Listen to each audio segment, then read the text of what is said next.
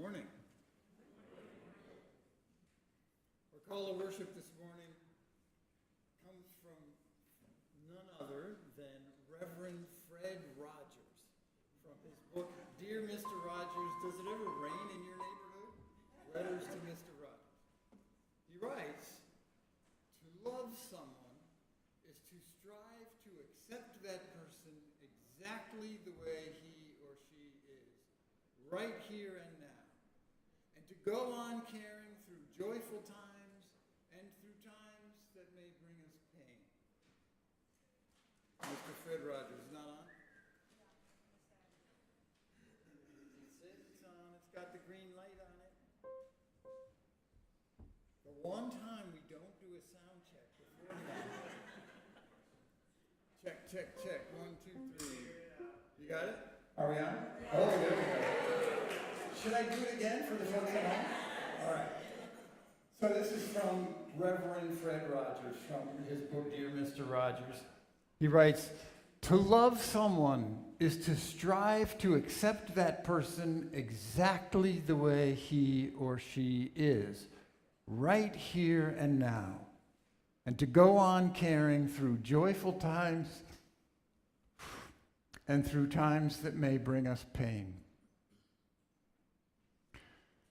Will you join in singing the opening hymn, May Nothing Evil Cross This Door? It's number 1 in the hymnal. You may rise and light your spirit as you're able.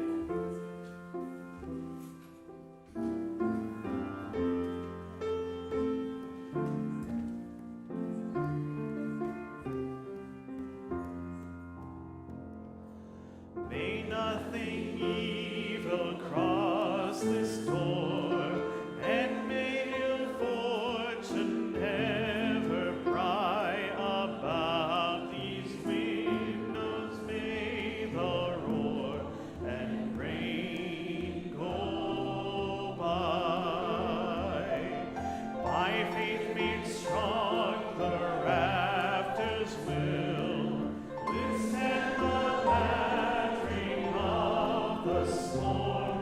This dark all the world grows chill, but He you warm. Peace shall walk softly through these rooms, touching our lips with holy wine, till every casual corner moves into a shrine. With laughter drowned, the mockers shout, and the sheltering walls are thin. May they song to keep out and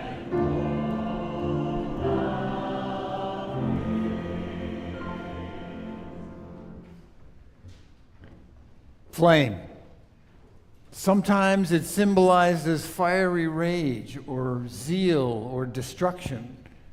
Sometimes flame is a symbol of divinity and a zeal for it. Let this flame rekindle our quest for a slower, steadier commitment to truthful knowledge and love, which, when united, bring the light of wisdom.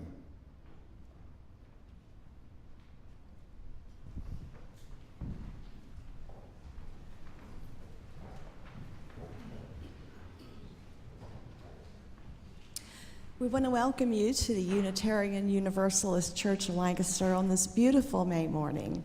I'm Linda Kinney. I'm today's worship associate.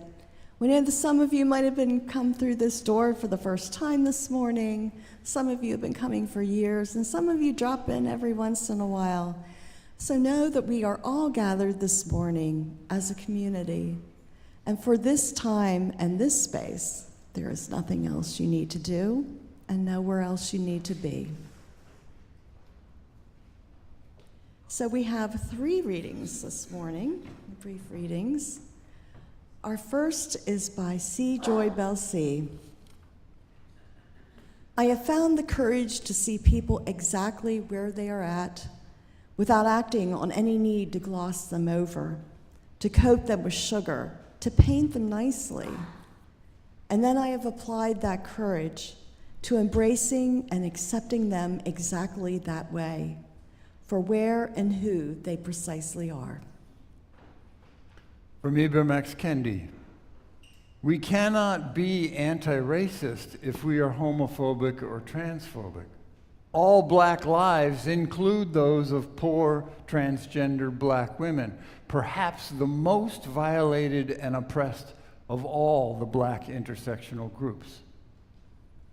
And our final reading by Bell Hooks.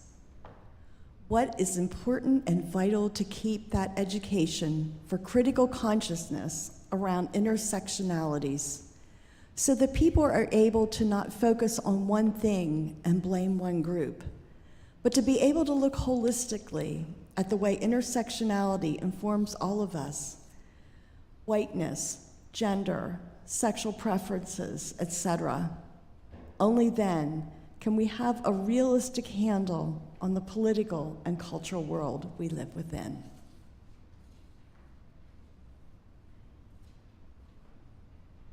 Linda, you might want to sit down here so you can see better.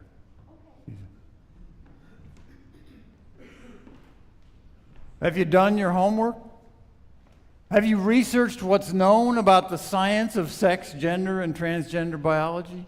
Have you had a conversation about transgender issues with even one transgender person?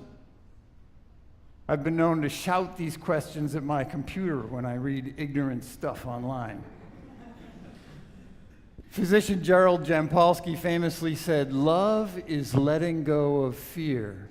And his book by that title was a bestseller back ages ago. We often fear what's new or foreign to us. As you probably know, the UUA's new Article 2 puts love at the center of our core Unitarian Universalist values. So this is a sermon about love and about using knowledge to help us let go of fear about sex and gender and to turn decisively towards love. In 2007, Mahmoud Ahmadinejad, then president of Iran, gave a speech at Columbia University in which he declared, "In Iran, we don't have homosexuals like in your country." He said that in response to a question about Amnesty International's report that year that 200 homosexuals or suspected homosexuals had been executed in Iran in that year alone. And then in December of 2024, Harry Potter author J.K. Rowling declared on Twitter, quote, "There are no trans kids. No child is born in the wrong body." Well, I happen to know a child. Not this one, but close enough. I'm talking about the child of a personal friend who's now 8 or 9 years old. And at birth, this child was a boy by all appearances and was given a boy's name. Almost as soon as this child could talk, she began correcting her parents, insisting that she was not a boy but a girl, insisting on she, her pronouns, and consistently choosing feminine clothing. Thankfully, her parents didn't resist this, but they also didn't encourage it. This child was crystal clear about who she is from the very beginning. Also, thankfully, the parents weren't aware that their child doesn't exist, at least, not if you ask J.K. Rowling. Well, today happens to be International Day Against Homophobia, Biphobia, Intersexism, and Transphobia, which commemorates the World Health Organization's decision back in 1990 to declassify homosexuality as a mental disorder. Today, 36 years later, there's more to learn. In researching for this sermon, I encountered an essay online titled, "No, Trans is Not the New Gay." And among other things, the essay claims, "There have always been gay people. There haven't always been trans people." Well, my eyebrows went up when I read that because I already knew about Bædlings. Bædling is an Old English term whose precise definition isn't known. Am I off by a slide? There we go. But from the context of the documents that it appears in, it's clear that it meant something like queer, but also not the same as homosexual. These were women who lived as men and vice versa in the Middle Ages in England. When European colonizers came to the Americas, they labeled some of the indigenous people they encountered Bædash, meaning a person who assumes the dress and social status and gender role of the other sex. This term is not a compliment. Most Native American scholars today prefer the term two-spirit, although that's also kind of controversial because it erases all the nuances in how two-spirit people were accommodated by the many different indigenous cultures that were on this continent. But Jesuit missionary records indicate that two-spirit people were encountered in many, many indigenous North American cultures. So it's just not true that transgender people are somehow new. Transgenderism feels new to us for the same reason that Ahmadinejad thinks there are no gay people in Iran. Coming out has been profoundly dangerous. When it comes to questions of sex and gender, there is a lot of misinformation cluttering up the social media landscape. So I want to clear up a few things that you may not know, starting with biological sex, which is the sex of your body. Gender is not the same. It's different from sex, and that's part of what's new and maybe frightening for a lot of people. Here is a lovely bit of misinformation. We all learned this in high school biology, right? Simple, straightforward, and wrong. Mind you, I'm not offended by it any more than I'm offended by this. Hashtag oh well, right? No, the problem with this is that it's mostly correct most of the time, just like this is mostly correct most of the time. It becomes wrong when we do this to it. So, let's get into the genetics.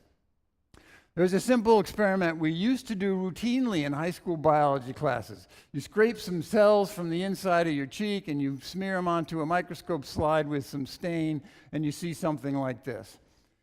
In any one cell, only one X chromosome can be active at any given time. So in cells that have more than one X chromosome, like in most human females, one of those chromosomes gets curled up into an inactive little speck called a bar body. Typically, girls have bar bodies and boys don't. It was a great hands-on, interactive way to introduce kids to genetics, especially the genetics of sex chromosomes. The reason I say we used to do this is because all too often, a boy's cheek cells would have bar bodies, or a girl's cheek cells wouldn't have bar bodies. Third period biology class is just not the best time and place for a girl to learn that she's XY, or a boy to learn that he's XX. To explore how this might happen, let's begin with cats. And here I have to credit Dr. Miles McGovney for explaining this to Anne and me. Cats. What I'm about to describe is called sex linkage, where a genetic trait like fur color in cats is carried on the same chromosomes that also usually determine our sex. Most orange cats are male, and most calicos are female. And this is because the gene for fur color is on the X chromosome. The gene can be orange or it can be black. The Y chromosome has no gene for fur color on it. So here are all the common combinations. Most males with only one X chromosome have to be one color or the other, orange or black. Females with two X chromosomes can be a mixture that we call calico. Fine, no mystery there, except there are male calicos. Does anyone know a male calico cat? No? Usually in an audience this size, we get a few. They're out there. So how does that happen? Well, sometimes a sperm or an egg gets 2 sex chromosomes. So the baby ends up with 3. Male calicos are XXY. And you might wonder if XXY, is that male or female? Because they have 2 X's, so that could make a female, but then you also have the Y in there, which might mean male. I'll explain all that in a minute, but first I need to say that the opposite can happen too. You can end up with no sex chromosome from one parent, and when that happens, you get something like this. This is why a simple high school biology experiment can reveal an intersex condition. In spite of the word syndrome, there are normal, healthy human beings out there that are XXY and XO. XXY kids are usually males, and it's usually discovered at puberty, when it is discovered at all. The effects of this are mostly undetectable. And the medical system does not routinely test for this, so the prevalence in humans is unknown. But we know it's at least 1 in every 500 people who are assigned male at birth. And these boys have bar bodies. Girls with 1 X and no Y are diagnosed more often because they tend to have features like small chins, low hairlines. They sometimes have weak hearts and ears that are a little bigger than normal, but not always. These girls don't have bar bodies because they only have 1 X chromosome. So as you can see, this overly simplified meme leaves a lot to be desired. But biological sex, it turns out, isn't based on chromosomes at all. It's primarily governed by one single gene, the SRY gene, which is usually on the Y chromosome. Now, there's a lot of confusing text on this slide, so for now, just ignore the text and listen. Embryos, mammal embryos, but also human embryos, all start out with the same protogenitals, like up at the top. The colored parts up there at the top can grow into either male or female genitals. Left alone, all embryos develop as females. We default to the female situation. The male path requires the presence of that SRY protein, which is made by the SRY gene, which is usually on the Y chromosome. So when that protein is around, the cells, the embryonic cells, take the path that leads to male anatomy. Now, the reason I say SRY is usually on the Y chromosome is because during cell division to make sperm or eggs, it sometimes crosses over onto the X chromosome. And that leads to the development of an XX person with male parts. They are fully male because the SRY gene was present during their embryonic development. Just as often, you have a Y chromosome with no SRY gene, leading to the development of an XY person that's fully biologically female. Doctors don't test kids to see what chromosomes they have unless there's some kind of problem. XY females and XX males don't have symptoms. So the prevalence of such crossovers, again, is unknown. Could be you. And the point is, we don't need to know this because there's nothing to see here. Nothing is wrong with these people. The only thing wrong is memes like this one, if understand as anything other than how things usually work. Deviations from what's usual are still completely normal and natural, in the same way that 7-foot-tall NBA players are normal and natural. There are lots of ways babies can develop in the womb that lead to normal, healthy people with features of both sexes or missing some features, testicles where ovaries usually are, clitorises large enough to be mistaken, vulvas without uteruses, and so on. The stigma around intersex people for not fitting into our binary, either male or female mythology, has prevented us from even knowing about them, knowing they exist. Maybe kind of like gay people in Iran. So this is why we have to keep love at the center of our lives. Political, social, and spiritual. Intersex biology may be new and complex and a little unsettling, but it's all still perfectly healthy and natural. Biological sex isn't binary. It's a gumbo of traits and parts and hormones and developmental paths, and people everywhere in that gumbo are inherently worthy of love, respect, and, of course, full civil rights. I think it's reasonable to have a conversation about fairness in sports when we have chosen to divide humanity's bell curve into two categories using gender instead of, say, height or bone mass or natural hormone levels. I don't know what's going to happen with women's sports or even really what should happen. But I am sure that you can't use either genitals or sex chromosomes as a test for biological sex.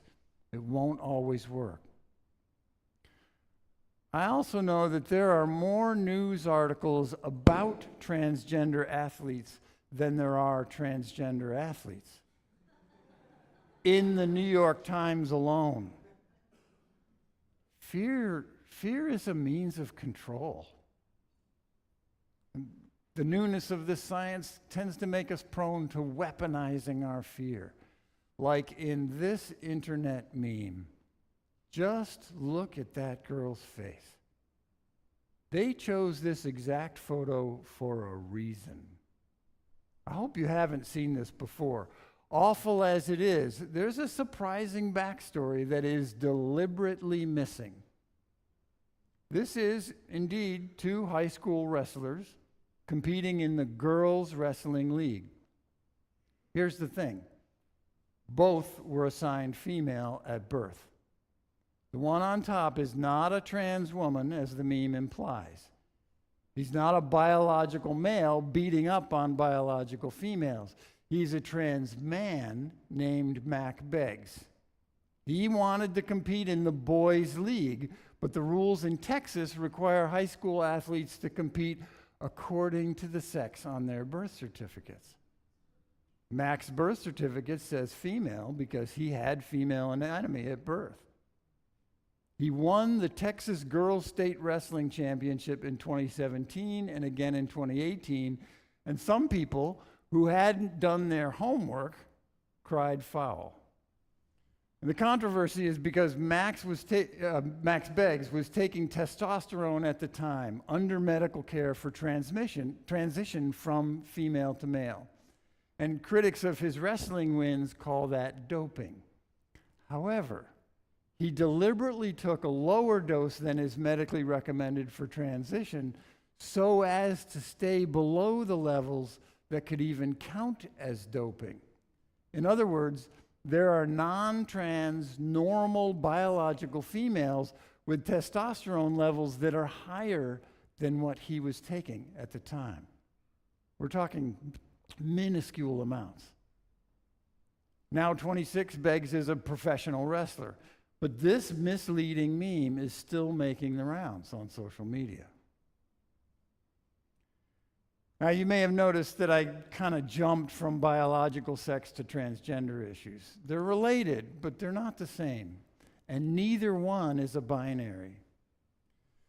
The genetics of biological sex, as complex as they are pretty well known.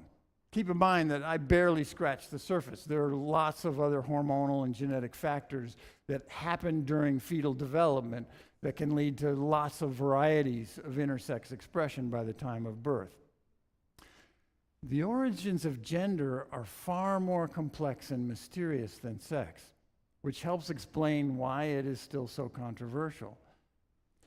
Gender is how we perceive ourselves in relation to social norms and roles and expected behaviors. And when gender and sex are different, it often causes what's called gender dysphoria. None of this should still be controversial, even given the unknowns.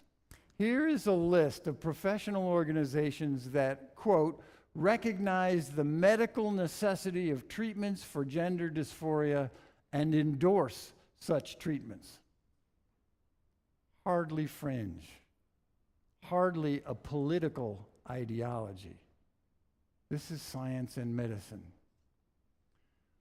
What we do know is way more than can be covered in one sitting, but I want to touch on a few of the known factors. First, some terms. Cis and trans are actually terms borrowed from organic chemistry, normally used to describe similar molecules.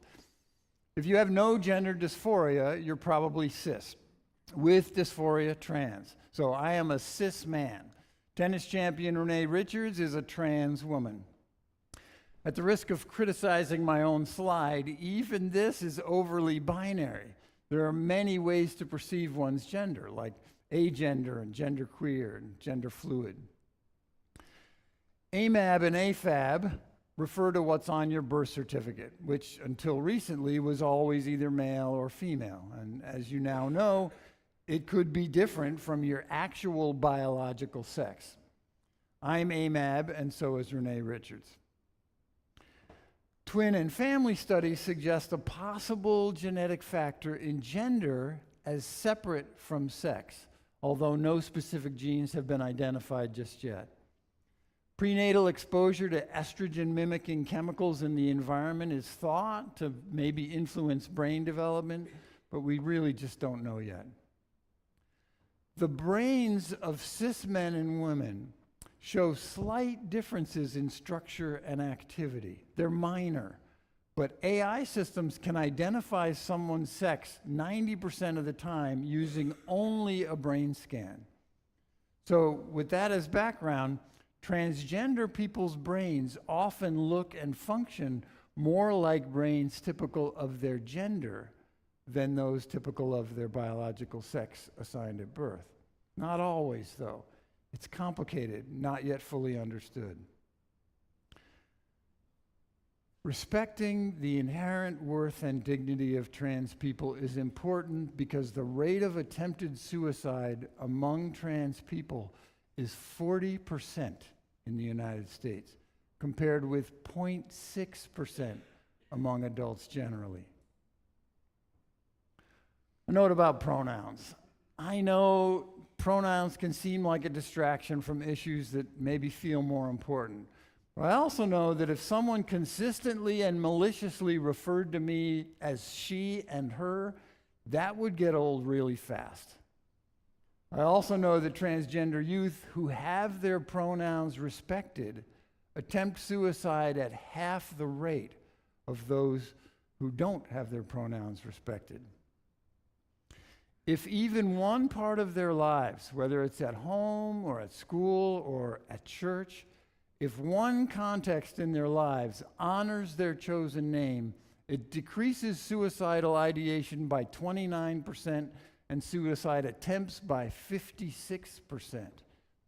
Dr. McGovney says, the most effective medicine for decreasing suicide in people with depression generally is lithium, with an effectiveness rate of 13%.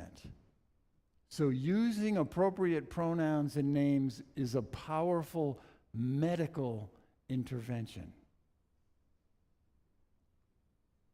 You may be the only ray of light that a transgender child can see in their life. The last time Ann and I visited my friend, his child had the entire living room floor covered with Legos. She wore a t-shirt and jeans with a tutu over the pants.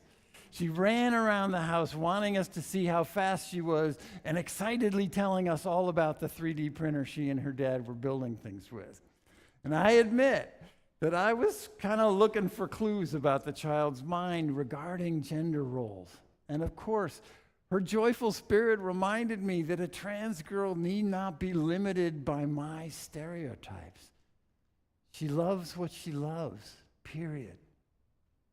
It's possible that her perceptions of her gender could change at puberty or never. Does it really matter? As Mr. Rogers said to open our service, to love someone is to strive to accept that person exactly the way he, she, they, z, or e is right here and now. I plan to continue loving her and her family as she grows and matures. I think love demands no less. May it be so.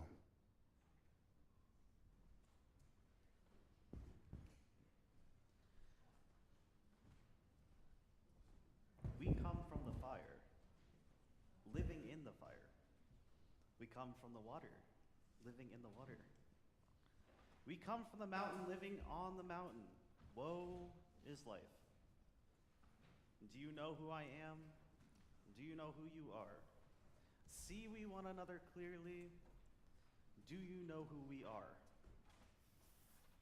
We were trying to figure out how to use the song in a service because JD requested it the other week, and it was just a little too hard to open up as purely a congregational singing.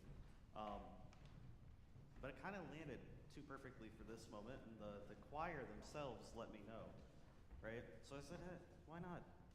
If you want to sing along with us, we're just doing it as written. It's 1074. 1074, or yeah, in your hymnal. Turn the world around.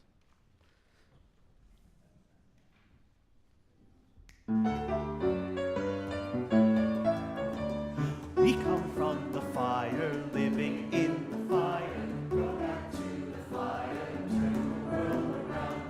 We come from the water, living in the water. Go back to the water, turn the world around. We come from the mountain, living in the mountain. Go back to the mountain, turn the world around. Whoa, so is life. So is life. Whoa, so is life. So is life. Do you know who I am? Do you know who you are? See, we one another clearly. Do we know who we are? Do you know who I am? Do I know who I am? See, we one another clearly. Do we know who we are? See, we know who I am. Do I know who you are?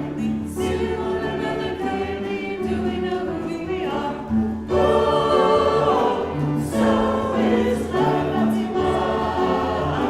So is life.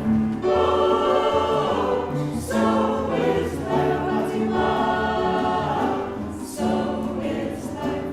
Mountain make the river wash the mountain. Fire make the sunlight turn the world around. Heart is of the river, body is the mountain. Spirit is the sunlight, turn the world around. We are of the Spirit, truly of the Spirit. Only can the Spirit turn the world around. Oh, so is life. So is life. Oh, so is life. So is life. Oh, so is life. So is life. Oh, so is life. So is life.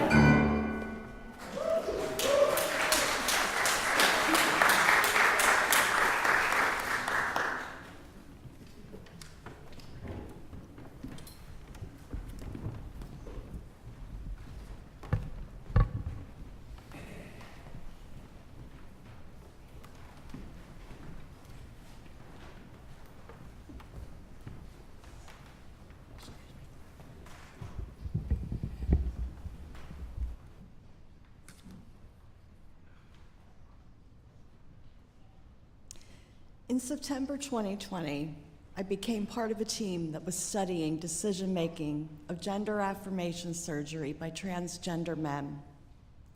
Gender affirming surgery, such as metoidioplasty and phalloplasty, for those assigned female at birth, are complex and multi-stage and involve risks. There were many findings from this 3-year study, more than I can possibly get into in a brief worship associate reflection. So today I've selected a few findings with some interview excerpts so you can hear the voices of those who were considering or completed this stage of their transition.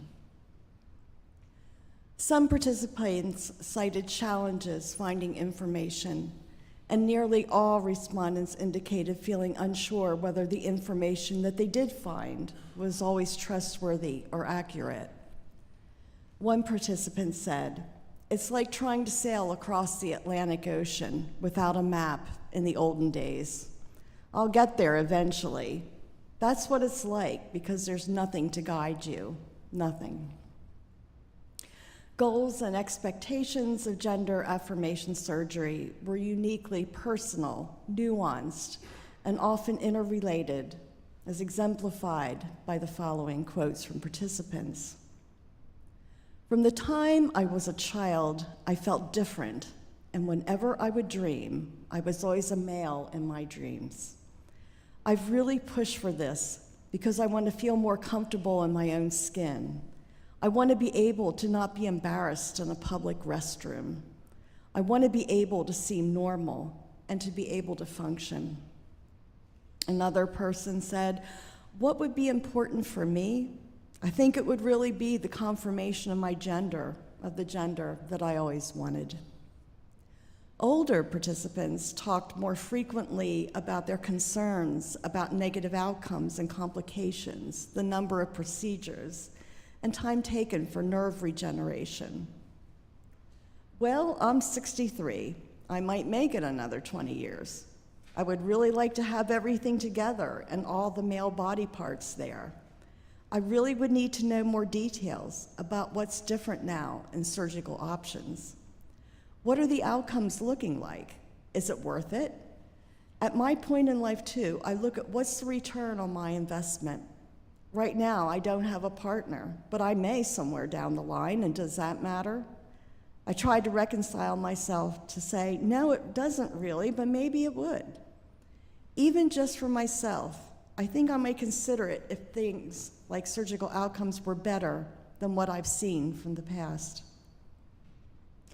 Decisional conflict emerged as a tension between the strong need to reduce gender dysphoria and achieve a personal vision of transition and the individual's current understanding of the surgical risks and complications and a host of personal, logistical, and social factors.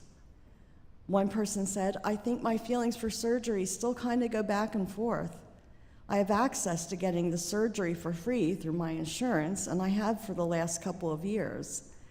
And minus the logistics of just understanding who would take care of me and how I would get it done between going to school and whatnot, my feelings for having bottom surgery have kind of flip-flopped.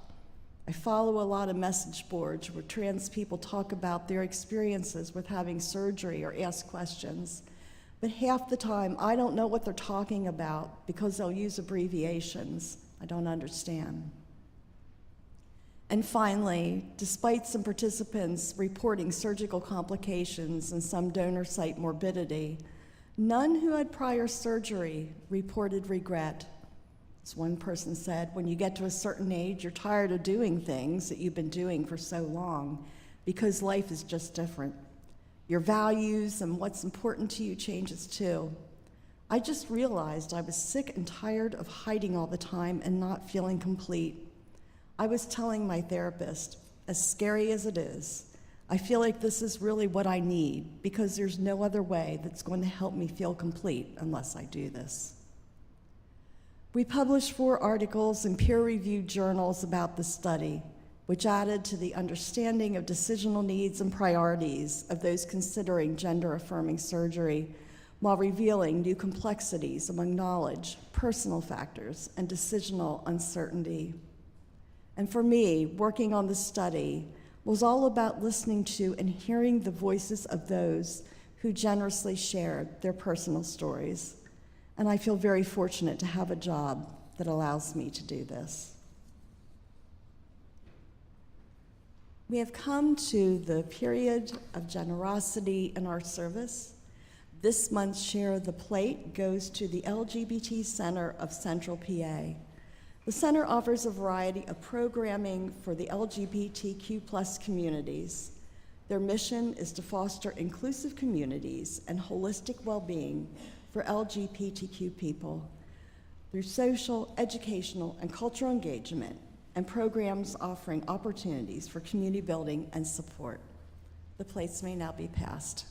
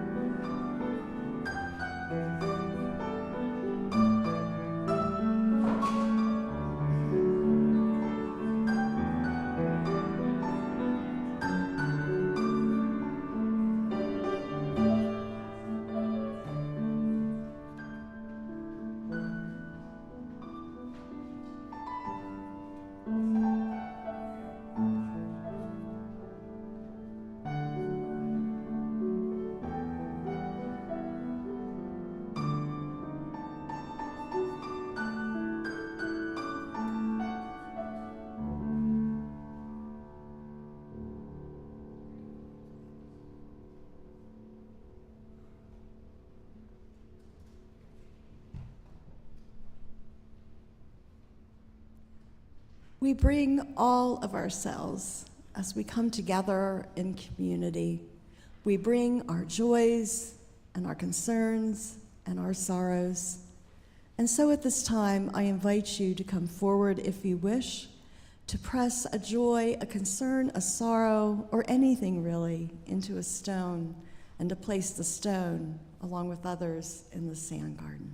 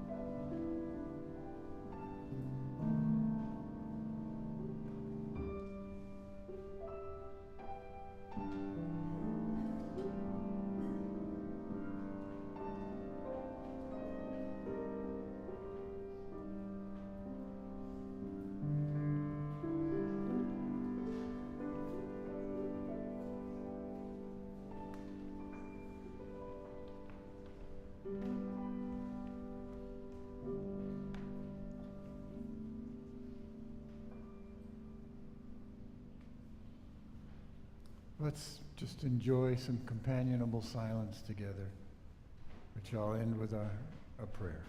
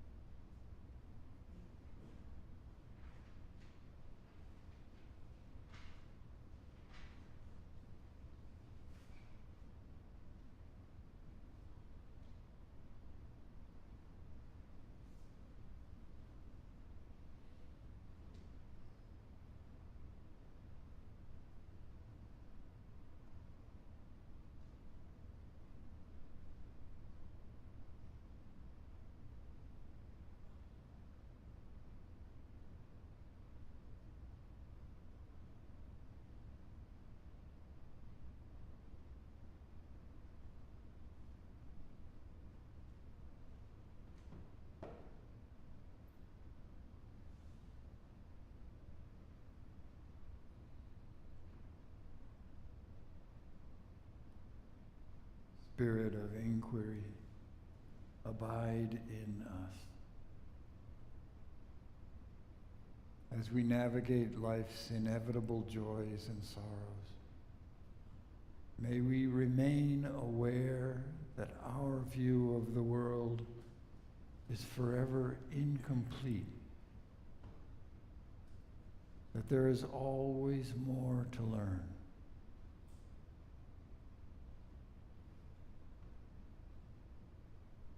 May our hunger for truth outweigh the inertia of past understandings as we resolve to keep love at the center of all our endeavors.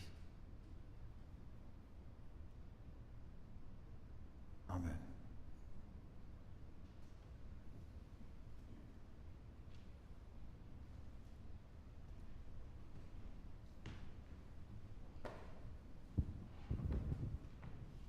So please join me in the affirmation of faith. It is found in front of your gray hymnal. We'll say it first in English and then in Spanish. Love is the spirit of this church, and service is its gift. This is our great covenant, to dwell together in peace, to seek the truth in love, and to help one another.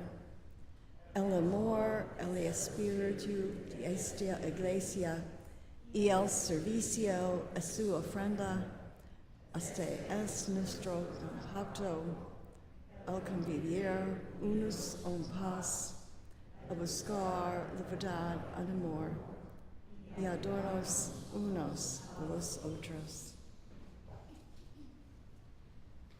So we invite you after church to come downstairs to Emerson Hall for coffee hour.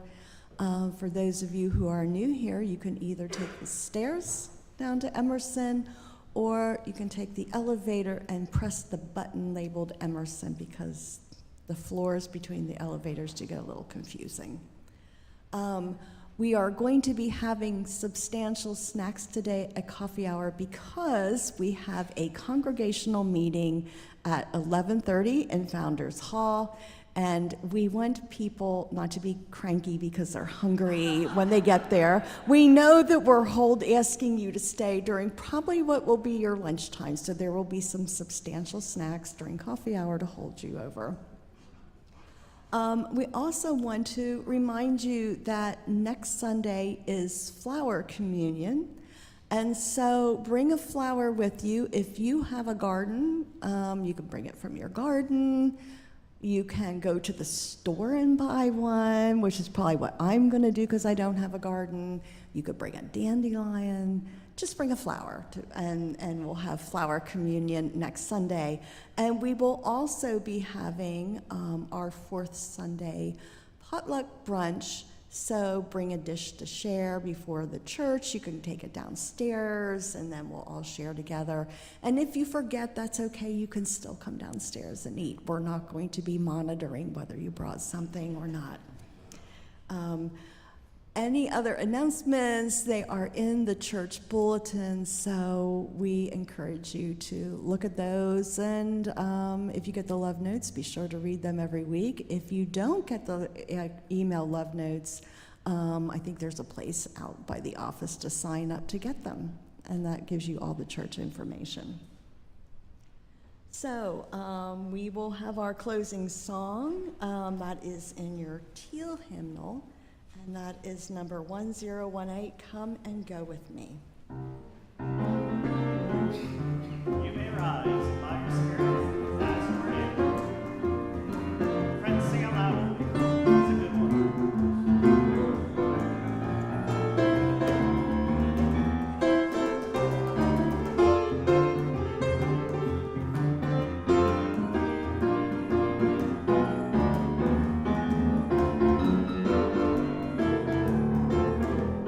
Here we go. With me to that land, come and go with me to that land, come and go with me to that land where I'm found, come and go with me to that land, come and go with me to that land, come and go with me to that land where I'm found. There will be freedom. There will be freedom in that land. There will be freedom in that land. There will be freedom in that land where I'm found, where I'm found. There will be freedom in that land.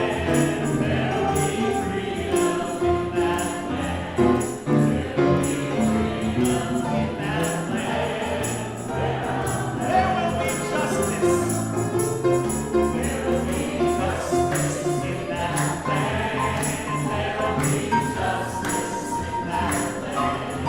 There will be justice in that land where I'm found, where I'm found.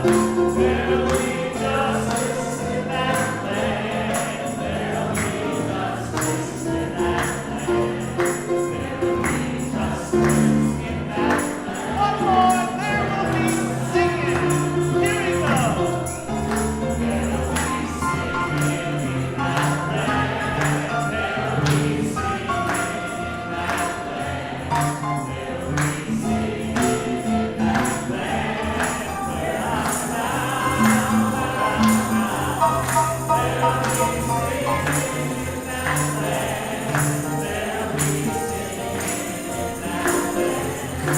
There will be singing in that land. Back to the top, come and go with me. Come and go with me to that land. Come and go with me to that land. Come and go with me to that land where I'm found. Come and go with me to that land. Come and go with me to that land. Come and go with me to that land where I'm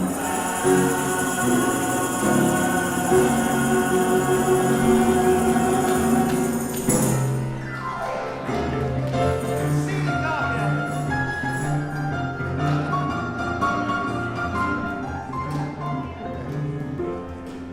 Guess we don't need a benediction. Oh my gosh. That was fun. That was rousing. Let us remember that keeping love at the center sometimes means digesting and sharing some new and surprising truths. May our commitment to the inherent worth of every person inspire us to marry love with knowledge so that wisdom can be born within us. Go in peace, go in love, and go together.